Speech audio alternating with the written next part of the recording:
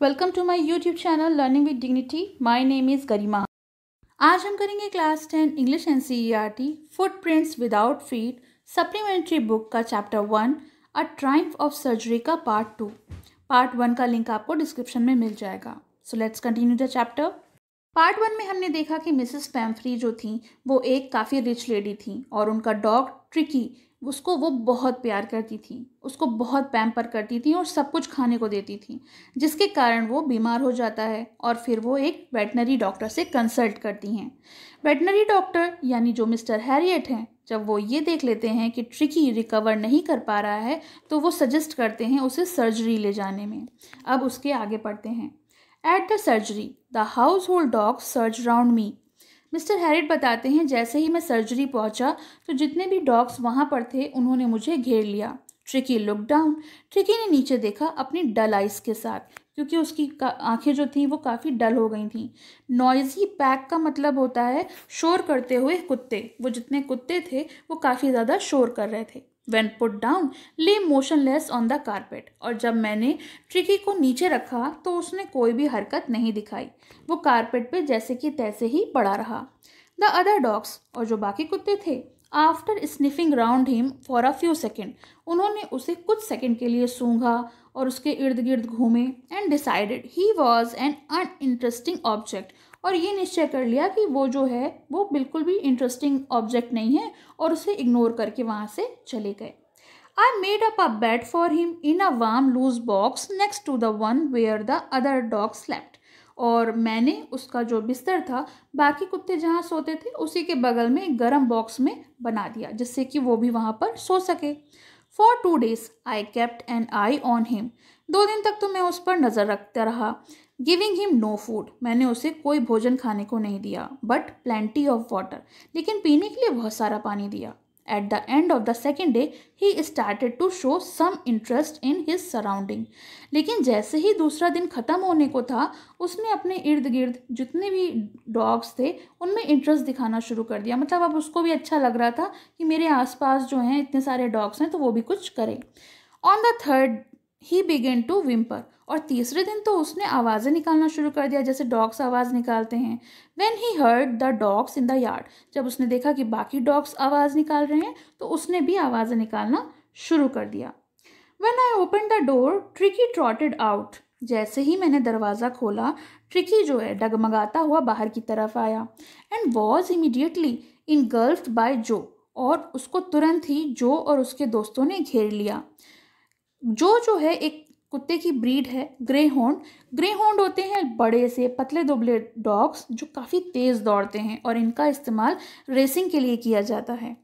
After rolling him over and thoroughly inspecting him the dogs moved of down the garden. और जब उन कुत्तों ने उसको अच्छे से जांच पड़ताल कर ली, थॉरली यानी पूरी तरीके से उसको परख लिया, तब वो सारे के सारे डॉग जो थे बागीचे में चले गए। ट्रिकी फॉलोड देम, और ट्रिकी भी उनके पीछे पीछे चला गया। Rolling slightly with his surplus fat, और वो थोड़ा लुढ़कता हुआ जा रहा था क्योंकि वो काफ़ी मोटा था, उसके छोटे छोटे तो पैर थे। लेटर देयर डे, उसी दिन की बात है, थोड़ी देर बाद, I was present at feeding time. और राइटर बताते हैं कि जब खाने का समय हो रहा था तो मैं वहाँ पे उपस्थित था। I watched while Tristan slop the food into the bowl, और मैंने देखा कि जैसे कि सारे के सारे कुत्ते भोजन की तरफ झपट रहे थे। There was the usual headlong rush followed by the sound of high speed eating. और आपने देखा होगा कि जब डॉग्स को आप खाने के लिए छोड़ दो और वो बहुत भूखे हों तो काफ़ी तेज़ी से वो भागते हुए जाते हैं और खाने की तरफ झपट्टा मार के खाना खाते हैं और काफ़ी तेज़ स्पीड में खाते हैं। Every dog knew that if he fell behind the others he was liable to have some competition for the last part of his meal. क्योंकि हर कुत्ता जानता है कि उसको एक कॉम्पिटिशन करना पड़ेगा अगर वो बाकी लोगों से पीछे रह जाएगा, और वही उस बात का जिम्मेदार होगा और उसे खाने के लिए पूरा खाना नहीं मिल पाएगा। इसीलिए वो लोग काफ़ी तेज़ी से भाग कर गए और उन्होंने काफ़ी तेज़ खाना शुरू किया। ये देखिए डॉग्स जो हैं वो फूड की तरफ भाग रहे हैं। When they had finished, जैसे ही उनका भोजन खत्म हुआ, tricky took a walk round the shining balls. अब कुत्ते जब खाना खाते हैं तो वो जो बॉल होती हैं उनको बिल्कुल खाली कर देते हैं चाट चाट के।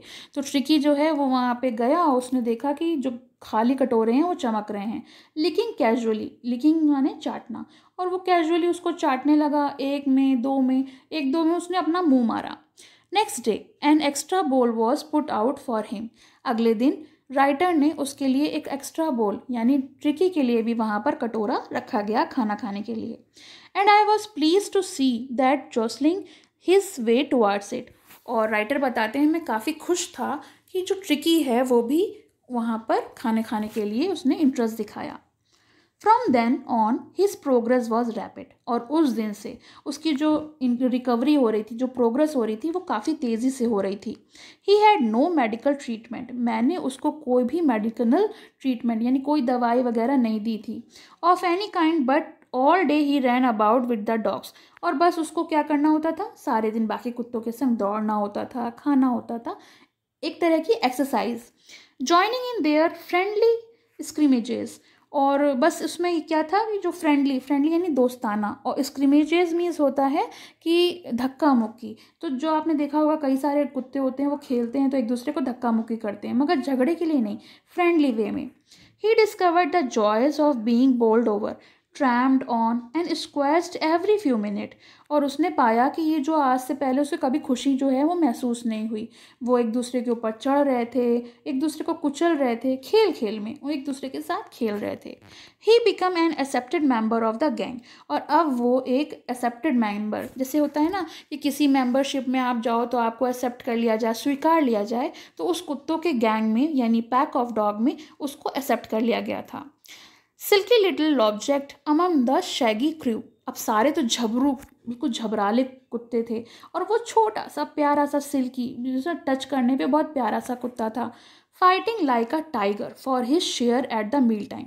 वो छोटा ज़रूर था, लेकिन जब खाना खाने की बारी आती थी तो वो बिल्कुल टाइगर की तरह अपने शेयर के लिए खाने के समय झपट्टा मारता था, झगड़ा करता था। एंड हंटिंग रैट, और चूहों का शिकार करता था पुरानी ओल्ड हैन हाउस में। रात के समय जो हैन हाउस होते हैं वहाँ पे चूहे होते हैं, तो जैसे बाकी कुत्ते शिकार करते हैं, ट्रिकी भी शिकार करता था। He had never had a such time in his life. उसने कभी भी अपने पूरे जीवन में इस तरह का समय नहीं बिताया था। All the while Mrs Pomfrey Howard anxiously in the background. कुछ भी हो, मिसेस पैम्फ्री जो थी वो काफ़ी ज़्यादा, हॉवर्ड मीन्स होता है इधर उधर घूमना, और एंशियसली मीन्स होता है व्याकुलता के साथ, बेचैनी के साथ, तो वो बहुत ज़्यादा परेशान थी। Ringing a dozen time a day for the latest bulletin. और वो डॉक्टर को ना जाने दिन में कितनी बार, दर्जनों बार फ़ोन करती थी ये जानने के लिए, लेटेस्ट बुलेटिन का मतलब ताज़ा खबर के लिए कि अभी वहाँ पे क्या हो रहा है। I dodged the questions about whether his cushion were being turned regularly or his correct coat worn according to the weather। तो dodged means होता है टालना। तो मैं जो था उनके प्रश्नों के उत्तर को टाल रहा था, क्योंकि वो बार बार पूछती थी कि क्या आपने समय पर उसका कुशन बदल दिया है, और क्या उसने सही वेदर के हिसाब से कोट पहना हुआ है। But I was able to tell her that the little fellow was out of danger. मैं बस यही बता सकता था कि उनका जो प्यारा सा छोटा सा फेलो है वो अब खतरे से बाहर है, और कन्वल्सिंग रैपिडली, और वो बहुत तेज़ी से ठीक हो रहा है। कन्वल्सिंग मीन्स होता है मतलब स्वस्थ होना, तेज़ी के साथ स्वस्थ होना। The word conversing seem to do something to Mrs Pumphrey. और वो ये शब्द सुनकर इतनी ज़्यादा खुश हो जाती थी जैसे कि वो इस बात का इंतज़ार कर रही हों। She started to bring round fresh egg. अब उन्होंने दिन में 2 बार 2 दर्जन अंडे भेजना शुरू किया। To build up Tricki strength, जिससे कि उनके जो ट्रिकी है प्यारा सा, उसकी स्ट्रेंथ को मजबूत कर सकें, उसको हेल्दी बना सकें। For a happy period my partner and I had 2 eggs for each breakfast. अब इतने सारे अंडों का क्या होता, ट्रिकी को तो नहीं दिए जा सकते थे, तो वो समय बहुत ज़्यादा बढ़िया था, क्योंकि मैं और मेरे जितने पार्टनर थे वो सुबह ब्रेकफास्ट में, सुबह के नाश्ते में 2 अंडे रोज़ खाते थे। But when the bottle of wine began to arrive, the real possibilities of the situation began to dawn of the household. यानी अभी तक तो केवल अंडे आ रहे थे, अब तो जो वाइन की बॉटल्स हैं, वाइन जो शराब होती है उसकी बॉटल्स भी आना शुरू हो गई थी। It was to enrich Tricki's blood, और ये बॉटल्स इसलिए थी कि ट्रिकी का जो खून है वो काफ़ी इनरिच हो जाए। Lunch become a ceremonial occasion with 2 glasses of wine before. अब इतनी सारी वाइन की बॉटल्स आती थी तो लंच जो था हम लोगों का वो काफ़ी ज़्यादा ओकेजनली हो गया था, मतलब जैसे कोई उत्सव हो। और हम लोग क्या करते थे, लंच के पहले 2 ग्लास वाइन की बॉटल्स से वाइन पीते थे और खाने के बाद तो कई पी लेते थे, सेवरल ड्यूरिंग द मील। खाने के साथ कई सारी वाइन के ग्लासेस ख़त्म कर देते थे। We could hardly believe it when the brandy came to put the final edge of Tricky's constitution.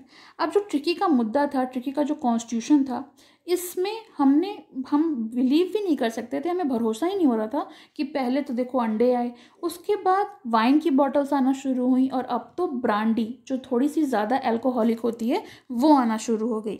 For a few nights the fine spirit was rolled around, inhaled and reverently drunk. कुछ रातों तक तो हम लोग क्या करते थे कि उसको इनहेल यानी सूंघते थे और बड़े रिस्पेक्ट के साथ ब्रांडी को पी लेते थे। They were days of deep content. Content मतलब होता है संतुष्ट होना, और वो जो दिन थे वो काफ़ी ज़्यादा संतुष्टि से भरे थे, बड़े मज़ेदार थे। Starting with extra egg in the morning, क्योंकि हमें सुबह नाश्ते में एक्स्ट्रा एग मिलते थे खाने के लिए। फिर improve and sustain by the mid day wine, और दोपहर में वाइन मिलती थी खाने से पहले।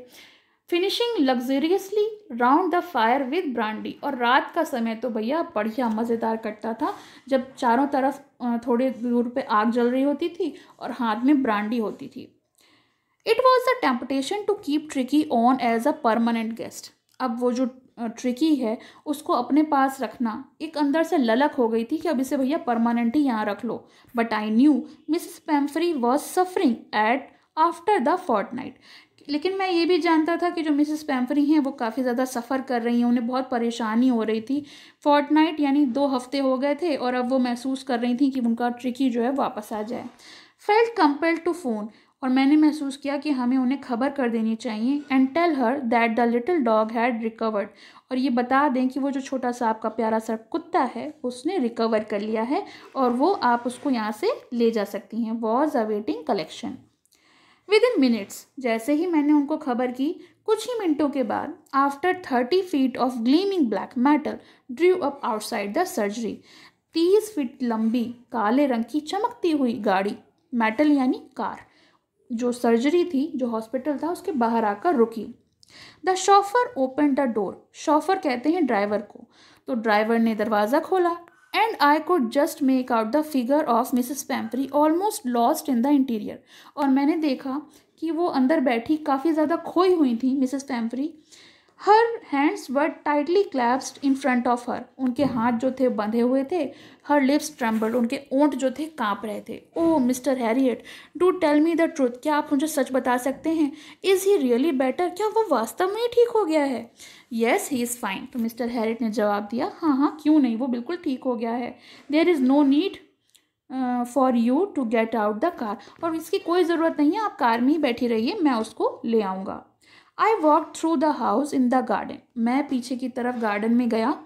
आई मास ऑफ डॉग्स, वहाँ तो बहुत सारे कुत्ते थे, इधर उधर खेल रहे थे, और बीच में अर्न्स ईयर्स फ्लैपिंग, अपना कान हिलाता हुआ, टेल वेविंग यानी पूँछ हिलाता हुआ, and was little golden figure of tricky, और ट्रिकी जो था वो तो काफ़ी खूबसूरत, काफ़ी बढ़िया हो गया था, गोल्डन कलर का। इन 2 वीक्स ही had been transform into the lithe, इन 2 हफ्तों में, यानी जो 2 हफ्ते के लिए वो यहाँ रहा था उसमें पूरी तरीके से ट्रांसफॉर्मेशन हो गया था, बदलाव हो गया था। वो कैसे हो गया था? फ्लेक्सिबल हो गया था। लीथ मीन्स होता है फ्लेक्सिबल। हार्ड मसल्ड एनिमल, अब बढ़िया मजबूत हो गया था। He was keeping up well with a pack, और अब तो वो पैक यानी जो डॉग का ग्रुप है उनके संग अच्छे से मिलजुल गया था। Stretching out the great bound, जितनी भी बाउंडेशन उस पर लगी थी उनसे वो बाहर आ गया था, क्योंकि वो रिच लेडी के पास तो था मगर वो जिस तरह की कुत्तों की लाइफ होती है वैसी जीवन उसने कभी नहीं जिया था, तो अब उन बाउंडेशन से वो बाहर आ चुका था। His chest almost brushing the ground, अब उसके शरीर पे इतने बढ़िया बाल हो गए थे कि उसका जो चेस्ट था, उसका जो नीचे का पार्ट था वो ज़मीन पे ब्रशिंग कर रहा था, बाल जो थे वो ज़मीन पर टच कर रहे थे। I carried him along the passage to the front of the house, और मैं उसको पैसेज से होता हुआ घर के बाहर ले आया। The chauffeur was still holding the car door, driver ने अभी भी कार का दरवाज़ा पकड़ा हुआ था और दरवाज़ा खुला था। And when tricky saw his mistress, और जैसे ही ट्रिकी ने अपनी मालकिन को देखा, ये देखिए पिक्चर में दिखाया गया है, जैसे ही देखा वो इतना खुश हो गया और उसने मेरे हाथों से, यानी जो मिस्टर हैरियट उसको पकड़े हुए थे, उसमें से एकदम से छलांग लगाई, ट्रिमेंडस लीप मतलब बहुत बड़ी लंबी सी छलांग लगाई, और जाके उनकी गोदी में मिसेस पैम्फ्रे के लैप में जाके बैठ गया। She gave the startle oh and then he had to defend herself. पहले तो उन्होंने बहुत प्यार किया और फिर उस अपने आप को डिफेंड करने लगी, क्योंकि वो उनका चेहरे को चाट रहा था, भौंक रहा था और बड़ा प्यार कर रहा था, दुलार कर रहा था। During the excitement I help the chauffeur to bring out the bed. और ये जो एक्साइटमेंट चल रहा था, सब खुश थे, मैंने शॉफर यानी ड्राइवर की मदद करी कि जो उनका bed, toys, cushion, coat, bowls, ये सारी चीज़ें जब उसके साथ आई थी उनको ले जाने के लिए उसकी मदद करी। None of which had been used, इनका किसी ने इस्तेमाल तो किया नहीं था सर्जरी में। As the car moved away, और जैसे ही कार जाने को हुई, Mrs Pumphrey leaned out of the window, Mrs Pumphrey ने विंडो से झांका। Tear shone in her eyes, उनकी आंखों में आंसू चमक रहे थे, खुशी के आंसू। हर लिप्स ट्रैम्बल्ड, उनके जो ओंठ थे वो कपकपा रहे थे। ओ मिस्टर हैरियट, शी क्राइड, वो रोने लगी और बोली, mister Harriet, how can I ever thank you, मैं आपका शुक्रिया अदा कैसे कर सकती हूँ। This is the Triumph of surgery, क्योंकि ये तो सर्जरी की जीत हुई है। क्योंकि वो जो डॉग था, ट्रिकी था, वो पूरी तरीके से बीमार हो गया था और उनको उम्मीद नहीं थी कि वो इतनी जल्दी इतना बढ़िया ठीक हो जाएगा, लेकिन सही ट्रीटमेंट से वो ठीक हो गया। So the chapter is written by James Herriot, जिन्होंने इस चैप्टर को नरेट भी किया था। आपको कैसा लगा कमेंट सेक्शन में मेंशन करिएगा, और पसंद आए तो लाइक का बटन ज़रूर दबाइएगा। And thank you so much for watching. पसंद आया हो तो लाइक करें, शेयर करें और चैनल को सब्सक्राइब करें।